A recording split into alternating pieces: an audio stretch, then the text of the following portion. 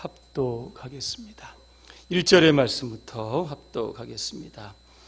이스라엘 자손이 자기들의 성읍에 거주하였더니 일곱째 달에 이르러 모든 백성이 일제히 수문 앞 광장에 모여 학사 에스라에게 여호와께서 이스라엘에게 명령하신 모세의 율법책을 가져오기를 청하매 일곱째 달 초하루에 제사장 에스라가 율법책을 가지고 회중 앞 곧 남자나 여자나 알아들을 만한 모든 사람 앞에 이르러 수문 앞 광장에서 새벽부터 정오까지 남자나 여자나 알아들을 만한 모든 사람 앞에서 읽음에 뭇 백성이 그 율법책에 귀를 기울였는데 그때 학사 에스라가 특별히 지은 나무 강단에 서고 그의 곁 오른쪽에 선 자는 맏디다와 스마와 아나야와 우리야와 hil기야와 마하세하요 그의 왼쪽에 선 자는 부다야와 미사엘과 말기야와 하숨과 하스바다나와 스가랴와 무술람이라. 에스라가 모든 백성 위에 서서 그들 목전에 책을 펴니 책을 펼 때에 모든 백성이 일어서니라. 에스라가 위대하신 하나님 여호와를 송축하며 모든 백성이 손을 들고 아멘 아멘 하고 응답하고 몸을 굽혀 얼굴을 땅에 대고 여호와께 경배하니라. 아멘. 수문 앞 광장에 모입시다는 주제로 말씀을 드립니다. 요즘 아침 저녁으로 많이 시원해졌습니다. 지난 금요일이 절기상으로 처서입니다. 24절기 가운데 14번째 절기인데 입추와 백로 사이에 놓여져 있습니다. 1년 중에 늦더위 여름이 물러간다. 이게 바로 처서입니다. 처서에 관한 속담 중에 모기의 입이 또 삐뚤어진다. 이런 이야기도 있습니다. 절기상 처서를 맞이하면서 우리의 신앙의 모두도 가을로 전환시켰으면 좋겠습니다. 가을이 주는 그 풍요함을 우리가 기대하면서 심령의 부흥과 신앙의 열정을 통해서 올 한해 하나님께서 우리에게 주신 표호 연과 육이 건강하게 되는 하나님의 복을 기대하며 나가는 이번 가을이 되었으면 좋겠습니다. 오늘 본문이 있게 된 배경을 잠시 말씀을 드립니다.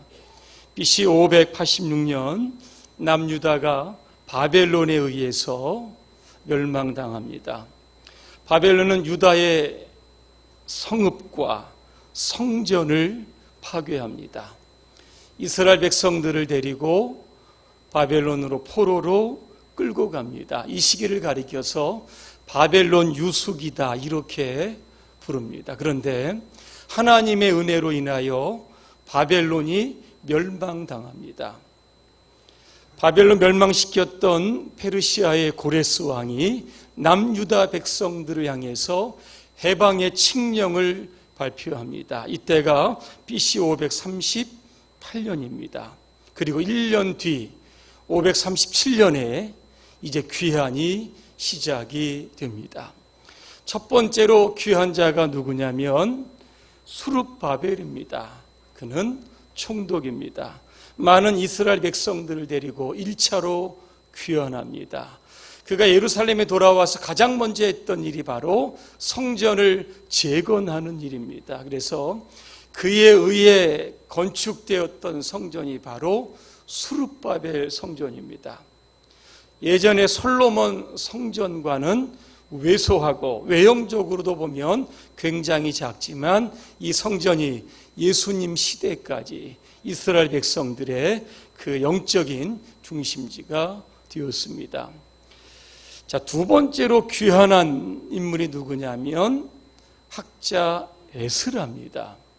이 에스라는 바벨론 포로 시대에 태어났던 사람입니다. 아론의 16대 손입니다. 제사장입니다. 이의 역할은 무엇인가 하면 하나님의 말씀을 연구하는 학자입니다. 2차로 귀환했던 그 이스라엘 백성들을 향해서 하나님의 말씀을 선포하는 겁니다. 너희가 이러한 수치와 고난을 당하는 것은 하나님의 말씀에서 벗어났기 때문이라. 말씀으로 돌아오자고 하는 신앙의 회복 운동을 일으켰던 사람이 바로 에스라였습니다. 자, 3차로 귀환했던 사람이 있습니다. 바로 느헤미야입니다. 느헤미야는 여러분 잘 아시는 것처럼 페르시아의 아닥사스다 왕의 술관원이었습니다. 하루는 예루살렘에서 하난이라고 하는 조카가 오게 됩니다. 그를 통하여서 예루살렘 성벽이 허물어졌고 성문이 달려지지 않은 채 외적의 침입을 당하여 극히 예루살렘에 있는 성도들이 많이 고생한다는 소식을 듣습니다. 그래서 느헤미야가 왕의 제가를 얻어 총독의 자격으로 예루살렘으로 돌아갑니다.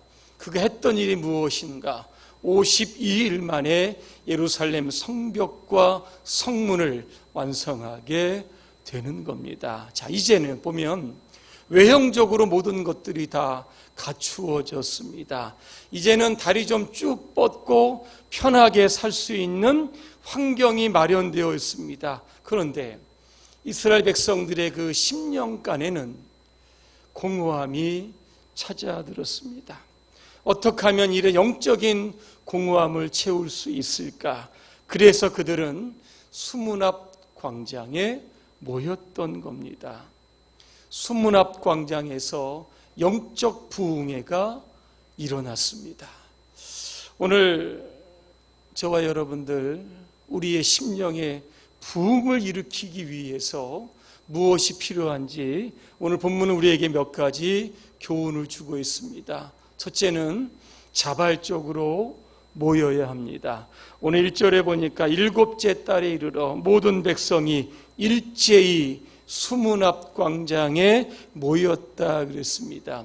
이 수문이라고 하는 것은 느헤미야에 의해서 재건된 예루살렘 남동쪽에 있는 성문입니다. 기온 샘으로 물을 기르러 갈 때 사용되었던 문이 바로 이 수문이었습니다. 성경에 보면 심령 부흥회가 열렸던 장소들이 많이 나옵니다. 그 중에 대표적인 곳이 어디냐면 미스바입니다. 이 미스바에서 선지자 사무엘은 심령 부흥회를 일으킵니다. 사무엘상 7장 5절과 6절에 보면 사무엘이 이스라엘 백성들에게 미스바로 모이라고 했습니다. 모였던 사람들이 금식을 합니다. 그리고 하나님 앞에 범죄하였던 것을 회개하고 통회하는 그런 심령의 부흥회가 이어졌습니다. 사도행전 2장에도 보게 되면 오순절 성령 강림 때 성령의 충만함을 받고 오늘도 그 안에 또 성령 부흥회가 일어나게 되는 겁니다. 역사적으로 보면 1740년입니다. 미국의 에드워즈를 중심으로 또 심령 부흥회가 일어납니다. 우리나라도 1907년에 평양에 부흥회가 있게 됩니다. 1974년 엑스플로 74 대성회도 있었고 1980년에는 세계 복음화 대성회도 있었습니다. 많은 사람들이 운집했습니다. 그 안에 성령의 불이 떨어지게 되었고 갈급했던 심령이 하나님의 말씀으로 말미암아 다시 회복되고 부흥되는 하나님의 역사를 경험하게 되었던 겁니다. 오늘 1절에 보니까 일제이라고 되어 있습니다. 원어에 보면 한 사람처럼입니다. 수많은 사람들이 한 사람처럼 수문 앞 광장에 모였습니다. 느헤미야가 모이라고 동원령을 내린 것도 아닙니다. 강제적으로 누가 모이라고 주도한 것도 아닙니다. 이 모임은 자발적으로 모여졌던 겁니다. 핀란드 정부가 이 자발성에 관한 이 실험을 했습니다. 한 600명의 사람들을 모아놓고 두 그룹으로 나눕니다. A그룹은 의사의 철저한 지시와 감독하에 건강을 관리하게 합니다. 이 B그룹은 자신이 그동안 했던 대로 자발적으로 건강 관리를 하게 했습니다. 15년의 세월이 흘렀습니다. 결과가 나왔습니다. A쪽이 건강했을까? B쪽이 건강했을까? 여러분 어떻게 생각하십니까? 결과가 나왔는데 자발적으로 건강을 관리했던 사람들이 훨씬 더 건강했다라고 하는 결론이 나왔습니다. 건강관리도 의사가 잔소리하고 감시하고 억지로 시켜서 하면 오히려 스트레스 받습니다. 그런데 자발적으로 하면 건강한 겁니다. 신앙적으로 똑같이 이 문제를 도입하면 마찬가지입니다. 누군가에 의해서 마지못해서 억지로 나가는 신앙의 삶은 신앙의 건강도가 약화될 수밖에 없는 겁니다. 헌금도 마찬가지입니다. 하나님 우리에게 원하시는 헌금은 우리 고린도후서 9장 7절에 보니까 이렇게 되어 있습니다. 각각 그 마음에 정한 대로 할 것이요 인색함이나 억지로 하지 말지니 하나님은 즐겨내는 자를 사랑하신다 그랬습니다. 베드로는 목양자에게도 동일한 원리를 적용시킵니다. 너희 중에 있는 하나님의 양무리를 치되 억지로 하지 말고 하나님의 뜻을 따라 자원함으로 하라 그랬습니다.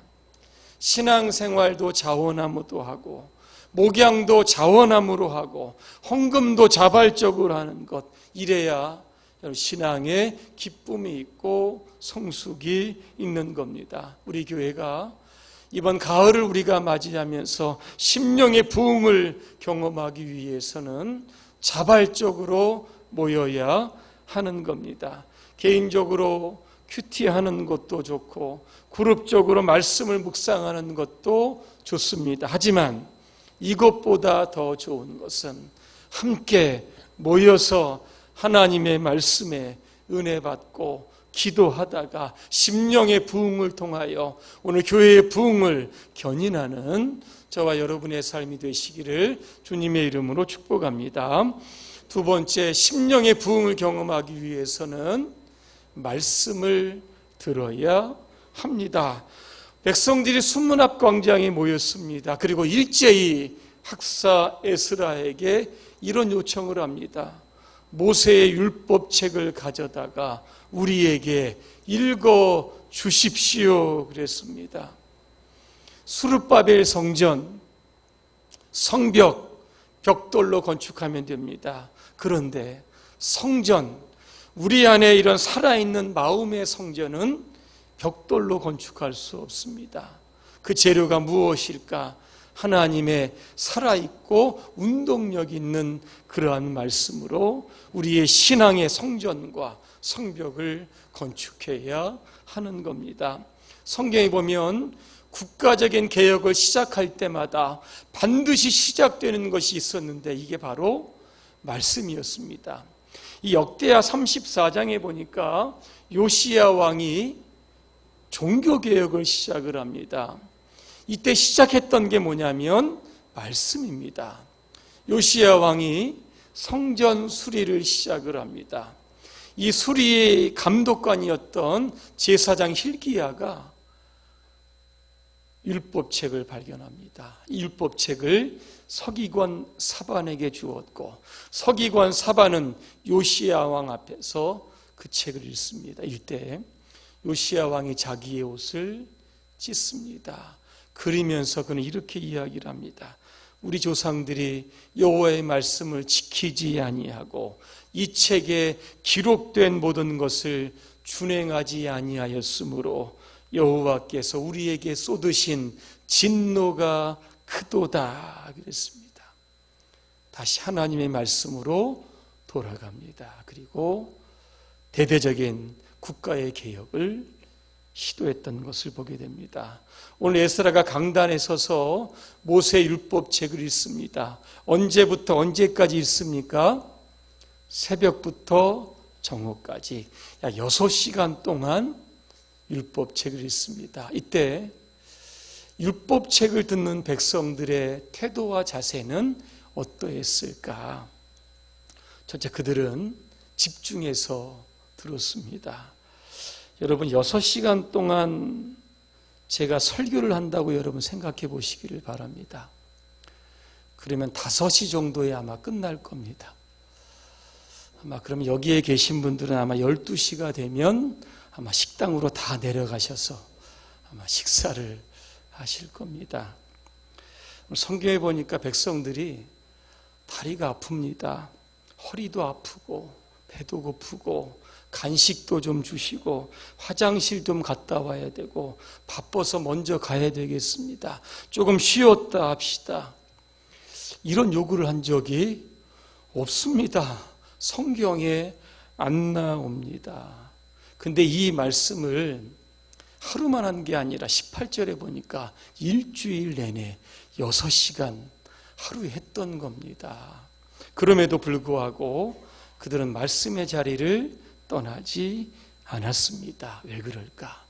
오늘 나에게 주시는 영적인 공허를 채울 수 있는 하나님의 말씀을 사모했기 때문입니다. 오늘 여러분의 심령의 부흥의 출발점은 바로 하나님의 말씀을 듣는 겁니다.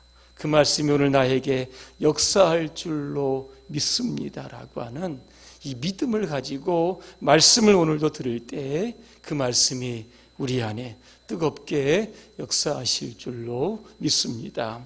두 번째, 그들은 말씀을 들을 때 귀를 기울였다 그랬습니다. 3절입니다. 귀를 기울였는데 이게 아잔이라고 하는 뜻입니다. 원어의 뜻을 보니까 귀에다 손을 대고 하나님의 말씀을 경청했다 그랬습니다. 이것은 말씀을 대충 들었다는 뜻이 아닙니다. 듣는 척 신용했다는 뜻도 아닙니다. 나에게 주시는 레마의 말씀으로 들었다는 겁니다.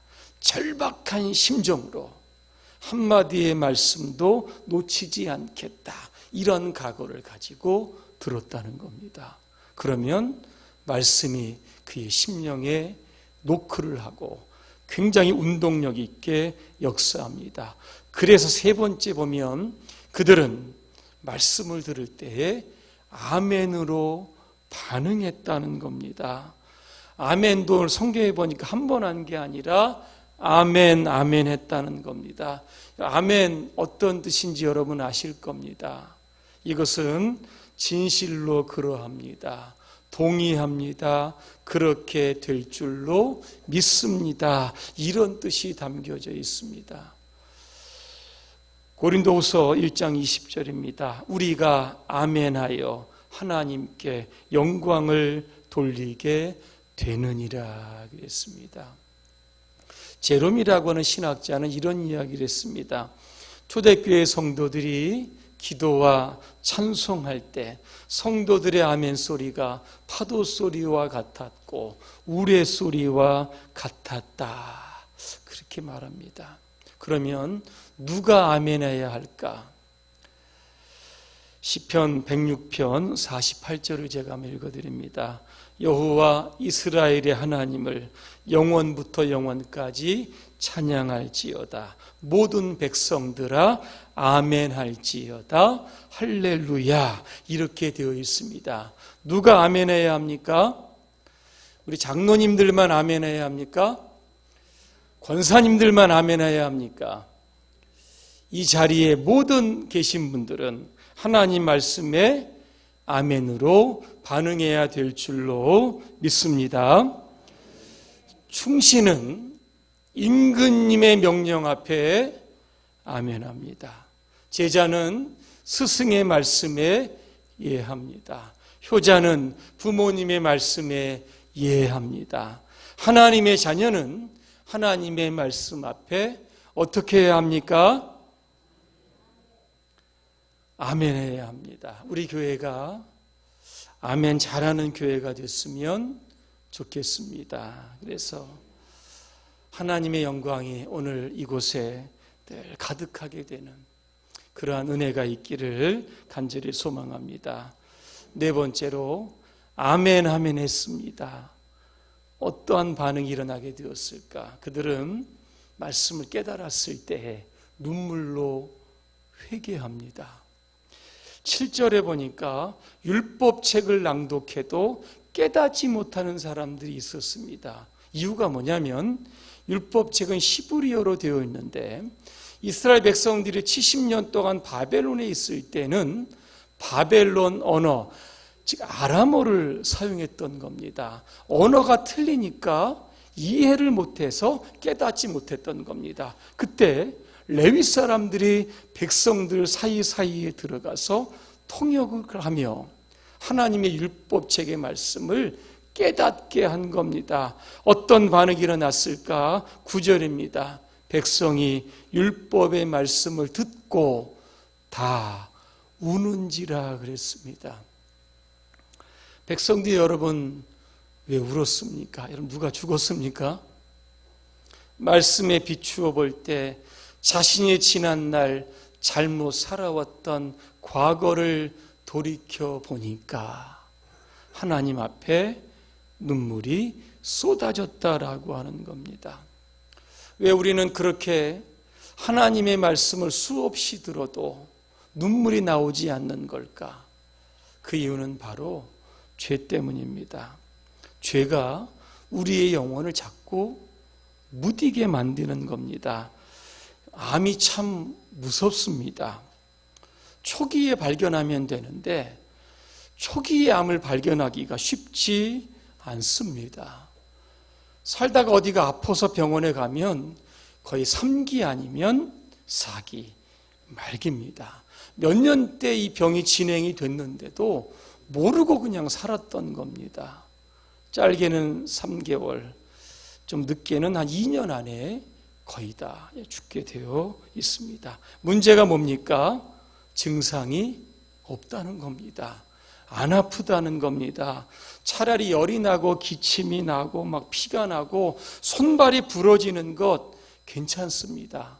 왜? 증상이 있으니까. 그런데 이 암은 초기 증상이 거의 없습니다. 끝까지 가다 보면 결국 죽음에 도달하는 겁니다. 영적으로도 마찬가지입니다. 죄는 우리의 양심, 우리의 영혼을 화인맞게 합니다. 그래서 하나님의 말씀을 들어도 이게 무감각해진 겁니다. 예민하지 못합니다. 그래서 애통하는 마음이 없고 눈물이 나지 않는 겁니다. 죄를 죄로 여기지도 않는 겁니다. 여러분, 은혜가 무엇일까를 생각해 보았습니다. 은혜는 우리에게 주신 조그만 감사거리에도 감격해서 눈물을 여러분 쏟아내는 겁니다. 아주 조그만 죄도 애통해하며 자신의 가슴을 치는 것이 바로 은혜입니다. 질문합니다. 여러분, 주일의 예배에 한 번 빠지면 여러분의 마음이 어떠합니까? 아무렇지도 않으시죠? 아니면 조금 찜찜하십니까? 주일에 한 번 예배에 빠져서 집에서 펑펑 울어보신 적 있으십니까? 만약에 그렇지 않다면 우리의 지금 영적인 감각이 무뎌져 가고 있다는 겁니다. 주일에 한 번 빠졌습니다. 하나님과의 약속입니다. 세상 일에 이렇게 분주해도 내가 하나님과의 약속은 지켜야 되는데 지키지 못했던 그 자신의 부족함을 보면서 하나님 앞에 우는 거, 이거 은혜가 여러분 아니겠습니까? 누가복음 22장에 보면 베드로가 예수님을 부인합니다. 몇 번 부인합니까? 3번 부인합니다. 그런데 3번째 베드로가 예수님을 부인합니다. 누가복음 22장 59절을 제가 읽어드립니다. 1시간쯤 있다가 또 한 사람이 장담하여 이르되 당신은 갈릴리 사람이다. 참으로 예수와 함께 있었도다 그랬습니다. 이때 베드로가 뭐라고 그러는지 아십니까? 나는 당신이 무슨 말을 하는지 알지 못합니다. 베드로의 말이 미처 끝나기도 전에 닭이 곧 울었다.